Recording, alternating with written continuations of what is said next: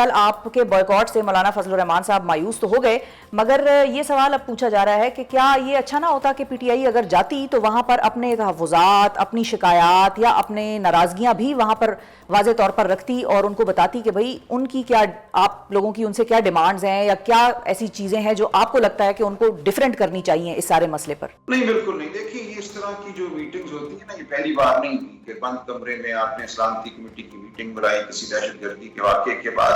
یہ بہت دفعہ ہو چکا ہے، یہ ایک پرانی اسکرپٹ ہے ہماری. اس قسم کی میٹنگز میں جہاں عسکری قیادت موجود ہو، وہ اپنا فیصلہ سناتے ہیں کہ ہم یہ کرنے جا رہے ہیں اور باقی لوگوں سے یہی توقع ہوتی ہے کہ وہ سر تسلیم ہم کریں گے.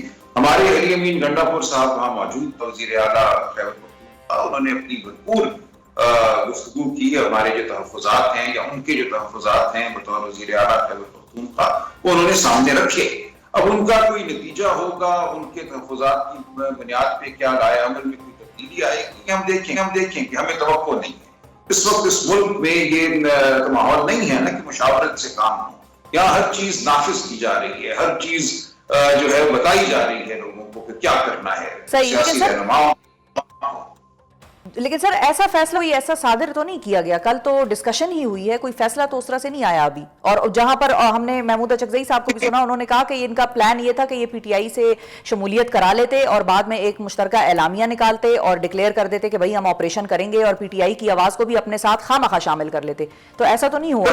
بالکل ایسا ہی تھا. نہیں، اگر ہم جاتے تو انہوں نے یہی کرنا تھا. انہوں نے اعلان کر دینا تھا کسی بڑے ملٹری آپریشن کا اور کہنا تھا اس کو سب کی تائید حاصل ہے، ہم عمران خان صاحب کی مشاورت کے بغیر نہیں جا سکتے تھے. اور یہ بڑا ایک معقول اور چھوٹا ہمارا مطالبہ تھا کہ ہماری ملاقات ان سے کرا دی جائے. اس سے بڑھ کر ہم یہ کہتے ہیں کہ آپ ایک آل پارٹیز کانفرنس کیوں نہیں بلاتے جہاں تمام لوگ جو اس حوالے سے کوئی دانش رکھتے ہیں ان کی بات آپ سنیں، آپ ان سے سیکھیں. یہاں یہ تصور ہی نہیں ہے کہ یہ کسی سے کچھ سیکھ سکتے ہیں. جو عوام کے حقیقی نمائندے ہیں، جو اس خطے کو جانتے ہیں، جو بلوچستان کے نمائندے ہیں، جو خیبر پختونخوا کے نمائندے ہیں، ان کو آپ کیوں نہیں سننا چاہتے؟ کمرے میں چھوٹے اجلاس سے، کمیٹی کے اجلاس میں آپ نہیں سن سکتے ہر ایک کو. خیبر پختونخوا کے ہر خطے کے جو نمائندے ہیں ان کو سننا ضروری ہے. وہ ایک شور علاقہ ہے. اسی طرح بلوچستان کے ہر نمائندے کو سننا ضروری ہے. جب تک یہ نہیں ہوگا ہم کسی ڈھکوسلے کا کسی شوبدہ بازی کا حصہ نہیں بنیں گے. صحیح. لیکن سلمان صاحب ایک اور سوال بھی ہے، اور وہ آپ لوگوں کے یہ اٹھایا شاہد خٹک صاحب نے. انہوں نے کہا کہ ہماری طرف سے بھی جو لسٹ آئی تھی پہلے کہ ہمارے یہ لوگ شامل ہوں گے، اس میں بھی ان علاقوں کے نمائندوں کو نہیں شامل کیا گیا تھا جو کہ زیادہ علاقے متاثر ہیں دہشت گردی سے. اور انہوں نے عامر ڈوگر صاحب پہ بڑا اعتراض بھی اٹھایا اور انہوں نے کہا کہ بھئی جب گندم کا مسئلہ ہوگا تو ظاہر ہے پنجاب کے لوگ اس میں بیٹھیں گے، پانی کا ہوگا تو سندھ کے بیٹھیں گے، اسی طرح دہشت گردی ہے تو ہمارے علاقوں میں ہو رہی ہے تو ہمیں تو شامل ہی نہیں کیا. اور ساتھ ہی ایک یہ بھی سوال پھر میڈیا بھی اٹھا رہا ہے سارے لوگ کہ بھئی پہلے تو پی ٹی آئی نے اعلان کر دیا تھا، لسٹ جاری کر دی کہ ہم جائیں گے، پھر اچانک بعد میں ایسا کیا ہو گیا؟ کیا صرف یہی کنسیڈریشن تھی کہ خان صاحب سے ملاقات کے بیس پر ہم نہیں جا رہے کیونکہ ہمیں ملوایا نہیں گیا، یا پریشر اتنا تھا پارٹی پہ کہ فیصلہ پہلے ہوا کہ جائیں گے بعد میں اس کو بدل دیا، یا پری میچورلی ایکٹ کیا اس پر؟ دیکھیں، یہ بات درست ہے کہ جیسا کہ میں نے بھی کہا کہ جو خطے اس تمام معاملے میں براہ راست آفت زدہ ہیں ان کے نمائندگان کو سننا ضروری ہے. کسی بھی چھوٹی کمیٹی میں یہ نہیں ہوگا. دیکھیں، اگر ہم خیبر پختونخوا کے ایک یا دو ممبران کو ڈال بھی دیتے، وہاں کے تو ہر علاقے کے لوگوں کو سننا ضروری ہے. وہ ٹانک ہو، وہ کرم ہو، وہ کوئی اور جگہ ہو جو شورش زدہ ہے.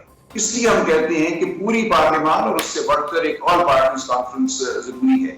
یہ بات تو اپنی جگہ ہے. ٹھیک ہے. دوسری بات کہ ہم نے ایک لسٹ دی اور پھر اس کو ہم نے تبدیل کیا یا فیصلے کو تبدیل کیا، یہ بالکل ٹھیک ہے. وہ لسٹ ہم نے ایک عبوری طور پہ دی تھی کہ اگر ہم جاتے ہیں تو یوں ہوگا. اس میں لکھا تھا کہ ہم خان صاحب سے مشاورت کرنا چاہتے ہیں. اور اس کے بعد جو بات ہوئی وہ یہ ہوئی کہ ہمارے جو اتحادی ہیں، محمود خان اچکزئی صاحب، علامہ ناصر عباس صاحب، دیگر ہمارے جو سندھ سے ہمارے اتحادی ہیں، ان سب نے یہ رائے دی کہ ہمیں اس میٹنگ میں نہیں جانا چاہیے اور ہم نے اس رائے کو قبول کیا. یہ ہم سمجھتے ہیں ایک صاحب رائے تھی.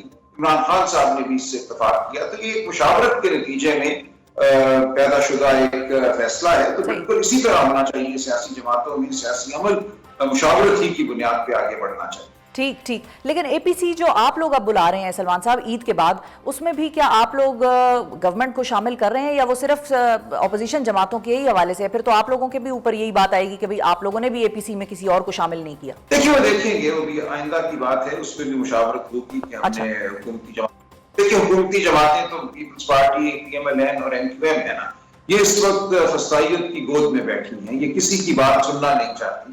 ہم نے ان سے مذاکرات کر کے بھی دیکھ لیا, جو ہمیں جواب ملا وہ یہی تھا کہ جو حکم آتا ہے اس کی اطاعت کرو, ہم بھی کرتے ہیں تم بھی کرو, اس سے زیادہ تو ان کے پاس کچھ ہے نہیں. تو ہمارا جو تجاویز ہیں, جو عوام کے حقیقی نمائندے ہیں, جو جمہوریت اور آئین کے ساتھ کھڑے ہیں, ان کی بات ہم ضرور پہنچائیں گے مقتدرہ تک, APC کے ذریعے وہ آواز پورے عوام تک پہنچے. ٹھیک ہے. اچھا, کل اسد قیصر صاحب ہمارے شو پہ تھے, انہوں نے یہ بات کی کہ اگر APC یا مشترکہ اجلاس بلایا جاتا ہے اور ہمیں بھی دعوت دیتے ہیں, اور ظاہر ہے مشترکہ اجلاس میں آپ لوگوں کو دعوت دیں گے, تو پھر میں گارنٹی دیتا ہوں کہ ہم جائیں گے. اس بات پہ اتفاق ہو گیا پارٹی کے اندر؟ جی, ہم یہی سمجھتے ہیں کہ APC ہونی چاہیے, اور اگر APC ہوتی ہے تو اس میں بالکل مجھے یہی نظر آتا ہے کہ ہم جائیں گے, ہم عمران خان صاحب سے مشاورت کریں گے. مجھے کوئی وجہ نظر نہیں آتی کہ ہم APC میں کیوں نہ جائیں جہاں عوام کے حقیقی نمائندگان جو ہیں ان کو موقع ملتا ہو بات کرنے کا. ایسی APC میں ہم ضرور جائیں گے. ٹھیک ہے. اچھا, اور ساتھ یہ بھی بتائیے کہ مولانا فضل الرحمان صاحب کو ناراض تو نہیں کر دیا PTI نے اپنے بوائیکاٹ سے؟ نہیں, یہ چھوٹی باتیں ہیں. دیکھیں یہ تو لائے عمل کی باتیں ہوتی ہیں. بڑا مقصد ہمارا ہے آئین اور قانون کے لیے کھڑا ہونا, ساتھ چلنا. اس پہ ہم سمجھتے ہیں ہم بالکل ٹھیک سمت میں جا رہے ہیں. JUI کے ساتھ ہماری جو گفتگو ہے وہ بہت مثبت ہے. تو ہم انشاءاللہ قدم بڑھائیں گے, اور جہاں تک جو کوئی کسی کا ساتھ دے سکے گا وہ دے گا. اور مجھے امید ہے کہ ہم آئین قانون جمہوریت کی منزل تک اکٹھے چل کر جائیں گے. اچھا, مولانا صاحب کو منا لیں گے آپ لوگ؟ نہیں, وہ ناراض نہیں ہے, یہ تو ایک چھوٹا سا نہیں, ناراضگی نہیں, احتجاج اور اپنی جو اسٹریٹجی ہے مل کر آگے چلنے کی, اس پر بات کر رہی ہوں کہ اس پر منا لیں گے آپ لوگ. You are confident? مجھے یقین ہے کہ یہ ہو جائے گا اور ہم اکٹھے چل سکیں گے. ٹھیک ہے. اچھا, یہ بھی بتائیے سلمان صاحب کہ اب جب ہم اپوزیشن احتجاج کی بات کرتے ہیں, APC کی بات ہو رہی ہے, اب ایسے ماحول میں بھی گورنمنٹ بات تو یہ کر رہی ہے کہ ہمیں کنسنسس ڈیولپ کرنا ہے, سب کو ملا کر ساتھ چلنا ہے, لیکن بہرحال آپ لوگوں کی طرف ایک رویہ یہ ہے کہ عمران خان صاحب سے اس اہم ایشو پر بھی آپ لوگوں کے لیڈر سے آپ لوگوں کی جماعت کی ملاقات نہیں کروائی گئی. اور ظاہر ہے جو وکلا مل کر آئے ہیں وہ تو کیسز یا دیگر جو قانونی معاملات ہیں اس کے تحت مل کر آئے ہیں, لیکن سیاسی نوعیت کی لیڈرشپ کو اس معاملے پر نہیں انگیج ہونے دیا یا انگیج کرنے دیا عمران خان صاحب کو. آگے کی آپ لوگوں کو کیا امید نظر آتی ہے جب ہم عمران خان صاحب کی پارٹی سے انٹریکشن کی بات کرتے ہیں؟ ایک طرف ڈاکٹرز کا بھی ہے سلسلہ چل رہا کہ آپ لوگ عمران خان صاحب کے جو ذاتی معالج ہیں ان کو بھی نہیں ملنے دیا جا رہا, تو اس کے حوالے سے اب آپ لوگوں کی اسٹریٹجی کیا ہے, کس طرح سے گورنمنٹ کو پرسویٹ کریں گے؟ دیکھیے, ہم عدالتوں میں بھی جاتے رہیں گے. کل اسلام آباد ہائی کورٹ میں تمام مقدمات جو عمران خان صاحب سے ملاقات کے حوالے سے ہیں ان کو یکجا کر دیا گیا ہے. آپ نے بتایا جسٹس سردار جاز اسحاق صاحب نے اس حوالے سے تحفظات کا اظہار کیا, اور بالکل ٹھیک کیا ہے. یہ بالکل ہمارے جو عدالتی جو ہماری روایت ہے اس سے برعکس ایک بات ہے کہ ایک جج سے مقدمہ چھین کر کسی اور بینچ کو دے دیا جائے. لیکن بہرحال جو بھی ہوگا ہم اس معاملے کو لے کر سپریم کورٹ جائیں گے. عمران خان کا حق ہے کہ وہ اپنے خاندان سے مل سکیں, اپنے وکلاء سے مل سکیں, اپنے سیاسی رفقا سے مل سکیں.